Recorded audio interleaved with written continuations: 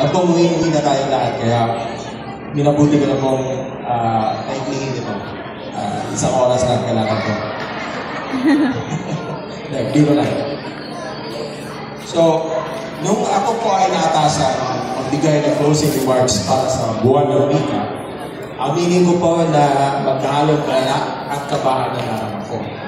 Natuwa ako na muli kong mababalikan ang magsalita ng ating wikang Pilipino at kabahan na baka hindi ko na isalaysay at ibig kong ipagod dahil sobrang nahaluan na ng English ang mga buhay natin na minsan di na natin nagagamit ang sariling wika kahit na lang sa ating mga pag-iisip.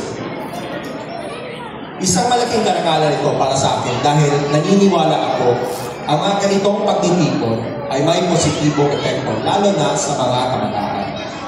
Sa pamamagitan ng mga pagtitipong tulad nito, natututo silang mahalin ang sariling wika at maranasan ito sa mas makulay at masayang paraan. Ipinagdidiriwang natin ang buwan ng wika bilang pagkilala at pagbigay halaga sa ating sariling wika, ang wikang Pilipino. Ang wika ay hindi lamang simpleng paraan ng pakikipag-usap. Ito rin ang nagbubuklod sa atin bilang isang bansa at nagsisilbing tulay ng ating kultura, kasaysayan at pagkakakilanlan. Sorry, Bisaya. Hindi ako kagaling mag-Tagalog. So, sa pamamagitan ng ating wika, na ipapahayag natin ang ating mga damdamin, mga pangarap at mga saloobin. Ngunit sa panahon ngayon, kung saan mabilis ang pag-usbong ng teknolohiya at paggamit ng mga banyagang wika dahil sa trabaho, dahil sa yun ang ating nakasanayan sa araw-araw, may pangarap na mabawasan ang pagpapahalaga natin sa ating sariling wika.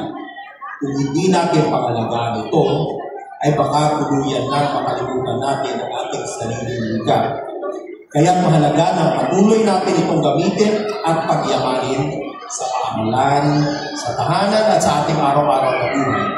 Sikapin natin itaguyan ang ating sariling wika at tandaan natin na kung mawawala ang ating sariling wika, mawawala rin ang isang malaking bahagi ng ating pagka-Pilipino. Kaya ang pagmamahal at papanatili sa wikang Pilipino na hindi lang ang tungkulin, kundi isang karangalan. Ipagmalaki natin ito dahil sa bawat salitang ating binibigkas ay naroon ang ating pagkakaisa at pag-ibig sa bayan. Ika nga ni Gato Rizal, ang hindi marunong magmahal na sariling wika, masaho pa sa hayop o manansalista. Ituloy natin ang pagpamalas ng ganda ng wikang Pilipino. Mabutihin natin gamitin ito sa ating araw-araw na buhay, sa sariling mga tahanan natin, sa paaralan o sa trabaho.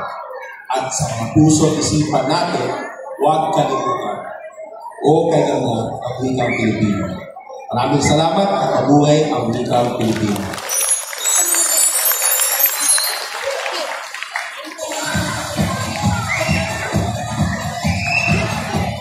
Maraming salamat, Ginoong Canalingo, sa isang napakagandang mensahe.